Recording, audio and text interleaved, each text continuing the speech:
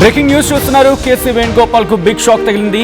కేరళ ముఖ్యమంత్రిగా వీడి సతీశన్ ను ఎంచుకుంది కాంగ్రెస్ అధిష్టానం. సతీశన్ పేరును ప్రకటించింది కాంగ్రెస్ హైకమాండ్.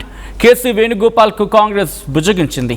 కేసీ వేణుగోపాల్ కు డిప్యూటీ ముఖ్యమంత్రి పదవి ఇచ్చే అవకాశం ఉంది అంటూ జోరుగా చర్చ జరుగుతోంది.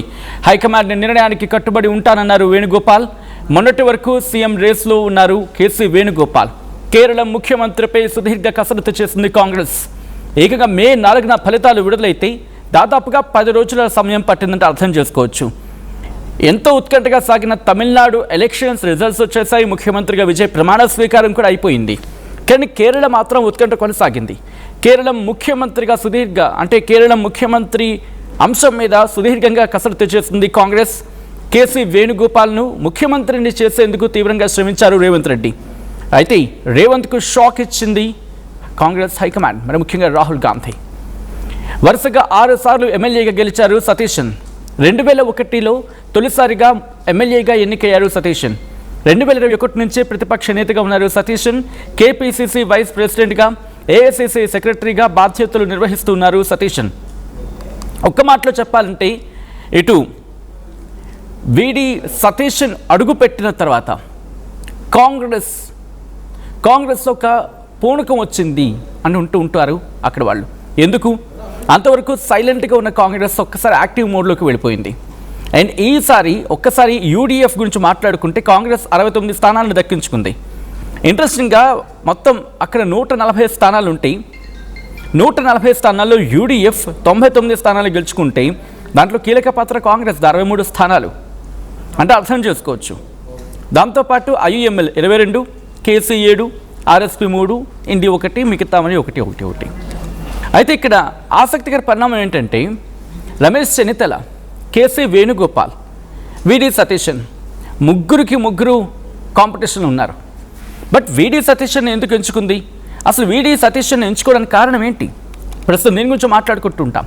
బట్ దాని గురించి డీటెయిల్గా అనాలిసిస్ చేసే ప్రయత్నం చేద్దాం. బట్ బిఫోర్ దట్ ఇదే అంశానికి సంబంధించి KC Venugopal at the same time Ramesh Chennithala, VD Satheesan పెద్ద ఎత్తున చర్చ జరిగిన తర్వాత వీడి సతీశన్ ఇప్పుడు రియాక్ట్ అయ్యారు ముఖ్యమంత్రిగా. మరి కాసేపట్లో ఇంకా చెప్పండి మరికొద్ది గంటల్లో ప్రమాణ స్వీకారం చేయబోతున్నారు. ఒక్కసారి ఆయన రియాక్షన్ చూద్దాం.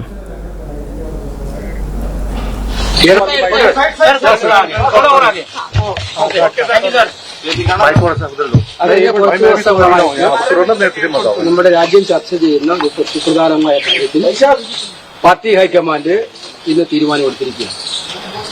കേരളത്തിലെ കോൺഗ്രസ് പാർട്ടി മുഖ്യമന്ത്രിയായി വി.ഡി. സതീശനെ കോൺഗ്രസ് ഹൈക്കമാൻഡ് നാമനിർദ്ദേശം ചെയ്തിരിക്കുകയാണ്. അതിന്റെ ഫോർമാലിറ്റിയും പ്രൊസീജിയർ അനുസരിച്ച് CLP യോഗം കൂടി ഒഫീഷ്യലായിട്ട് ഇതിനെ സർവാത്മന ഞാൻ സ്വാഗതം ചെയ്യുകയാണ്, സന്തോഷപൂർവ്വം സ്വാഗതം ചെയ്യുകയാണ്. കേരളത്തിലെ ജനങ്ങൾ വളരെ പ്രതീക്ഷയോടെയാണ് വൻ ഭൂരിപക്ഷം നൽകി UDF-നെ അധികാരത്തിലേക്ക് എത്തിച്ചിരിക്കുന്നത്. 102 അംഗ ഭൂരിപക്ഷം എന്ന് പറയുന്നത് സമകാലീന ചരിത്രത്തിൽ ഇല്ലാത്തതായി. അപ്പൊ ആ ജനങ്ങളുടെ പ്രതീക്ഷകൾക്കനുസരിച്ച് ഒരു സർക്കാർ കേരളത്തിൽ ഉണ്ടാകും, UDF-ന്റെ സർക്കാർ. ആ സർക്കാർ നയിക്കുന്ന മുഖ്യമന്ത്രിക്കും ഗവൺമെന്റിനും മുന്നോട്ടുള്ള പ്രവർത്തനങ്ങൾക്ക് എല്ലാവിധ പിന്തുണയും വാഗ്ദാനം ചെയ്യുന്നു. മുഖ്യമന്ത്രിയായി പാർട്ടി ഹൈക്കമാൻഡ് നിയമിച്ച ശ്രീ വി.ഡി. സതീശനെ അങ്ങേയറ്റം ഹൃദയം തുറന്ന് അഭിനന്ദിക്കാൻ ഈ സന്ദർഭം ഞാൻ ആഗ്രഹിക്കുന്നു. അദ്ദേഹത്തിന് എല്ലാവിധ പിന്തുണയും വാഗ്ദാനം.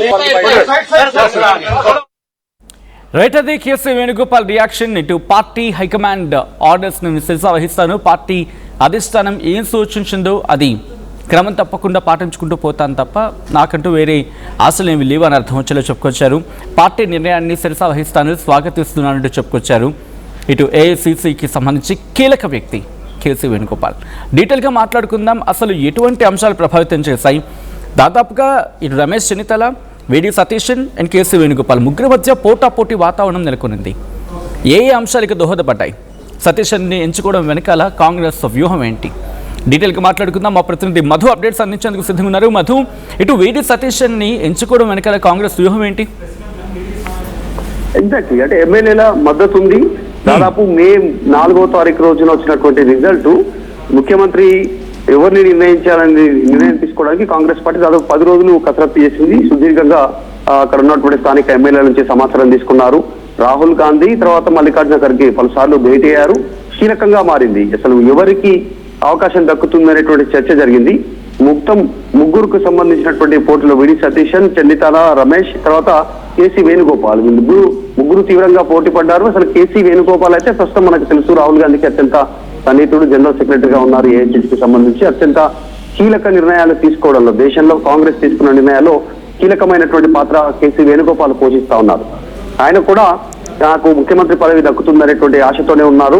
ఆయన సుదీర్ఘంగా భేటీ నిర్వహించినప్పటికీ కూడా మెజారిటీ ఎమ్మెల్యేల మద్దతు విడి సతీశన్ కు ఉండడంతో పార్టీ అధిష్టానం అటువైపే మొగ్గు చూపింది. దాంతో పాటు 2001 సంవత్సరం నుంచి ఇప్పటి వరకు పార్టీని అంటిపెట్టుకుని ఉండి పార్టీని పెద్ద ఎత్తున ప్రజల్లోకి తీసుకెళ్లేటువంటి ప్రయత్నం చేశారు. 2001 సంవత్సరంలోనే ఆయన మొదటిసారి ఎమ్మెల్యే అయ్యారు. పరువూరు నియోజకవర్గం నుంచి ఆయన ఎడ్యుకేషన్ కూడా హైకోర్టు న్యాయవాదిగా కూడా ఉన్నారు.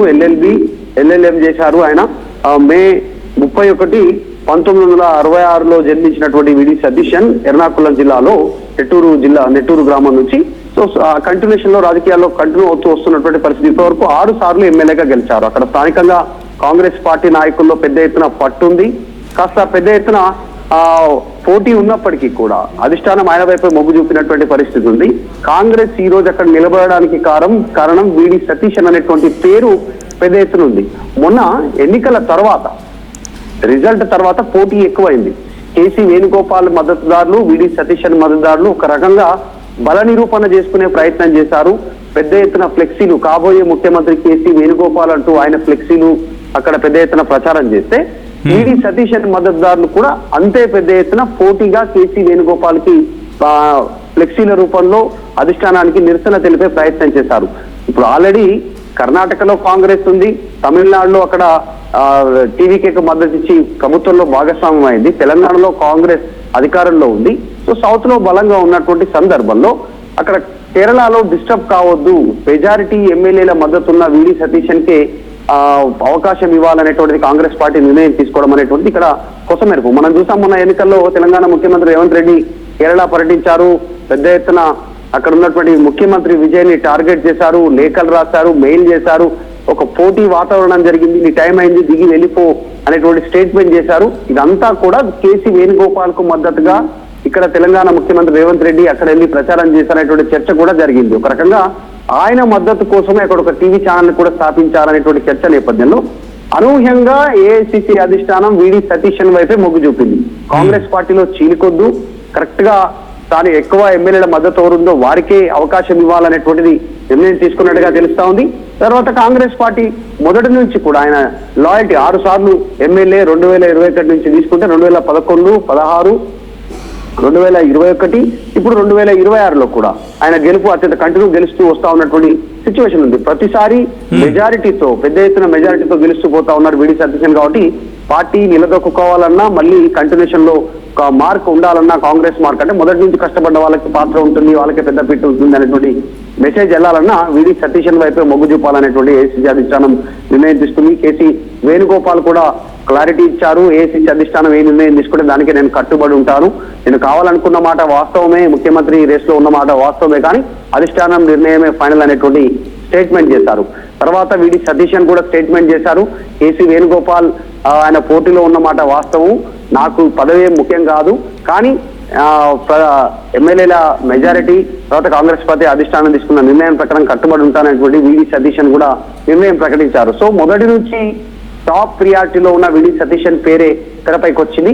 ఒక రకంగా చెప్పాలంటే రేవంత్ రెడ్డి చేసినటువంటి కాస్త ప్రయత్నం విఫలమైంది. ఏఐసిసి అధిష్టానం దాన్ని పక్కన పెట్టినట్టుగా చర్చ కొనసాగుతా ఉంది. అందులో భాగంగానే విడి సతీశన్, కేసీ వేణుగోపాల్ కాదు, విడి సతీశన్ వైపే అధిష్టానం మొగ్గు చూపింది. Sachin. Right Madhu, thanks for the update. మొత్తంగా అయితే మాత్రం ఇటు కాంగ్రెస్ కీలక నిర్ణయం తీసుకుంది. కేసీ వేణుగోపాల్కు బిగ్ షాక్ తగిలిందంటూ పెద్ద ఎత్తున చర్చ జరుగుతోంది. కేరళ ముఖ్యమంత్రిగా విడి సతీశన్ను ఎంపిక చేసింది కాంగ్రెస్ హైకమాండ్. సతీశన్ పేరును ప్రకటించింది కాంగ్రెస్ అధిష్టానం. కేసీ వేణుగోపాల్కు కాంగ్రెస్ బుజ్జగిస్తుంది. కేసీ వేణుగోపాల్కు డిప్యూటీ సీఎం పదవి ఇచ్చే ఛాన్స్ ఉంది. హైకమాండ్ నిర్ణయానికి కట్టుబడి ఉంటానంటూ వేణుగోపాల్ చెప్పుకొచ్చారు. మొన్నటి వరకు ముఖ్యమంత్రి రేసులో ఉన్నారు కేసీ వేణుగోపాల్. కేరళం సీఎంపై సుదీర్ఘ కసరత్తు చేసింది కాంగ్రెస్. కేసీని సీఎం చేసేందుకు తీవ్రంగా శ్రమించారు రేవంత్ అంటూ చర్చ జరుగుతూ ఉంటుంది. ఇటు రేవంత్కు షాక్ ఇచ్చారు రాహుల్ గాంధీ. వరుసగా 6 సార్లు ఎమ్మెల్యేగా గెలిచిన సతీశన్ను అక్కడ ముఖ్యమంత్రిగా ఎన్నుకోవడం జరిగింది కాంగ్రెస్ హైకమాండ్. 2001లో తొలిసారిగా 2001లో తొలిసారిగా ఎమ్మెల్యేగా ఎన్నికయ్యారు సతీశన్. 2021 నుంచి ప్రతిపక్ష నేతగా ఉన్నారు Satheesan. KPCC vice president, AICC సెక్రటరీగా బాధ్యతలు నిర్వహిస్తూ ఉన్నారు సతీశన్.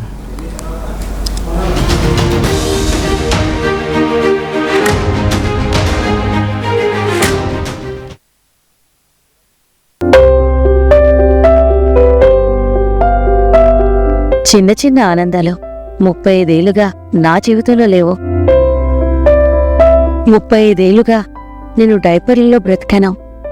6 సెంటీమీటర్ల ఫిస్టులా నా మూత్రాశయంలో లీకు కారణమైంది. ఎవరూ నాకు సహాయం చేయలేకపోయారు. ఏఐఎన్యూలో వైద్యులను కలిసే వరకు. అక్కడ వారు రోబోటిక్ శస్త్రచికిత్సతో నాకు పరిష్కారం ఇచ్చారు. వారు నా ఆత్మవిశ్వాసాన్ని కూడా తిరిగిచ్చారు. Precision care makes it possible. The Center for Robotic Surgery at AINU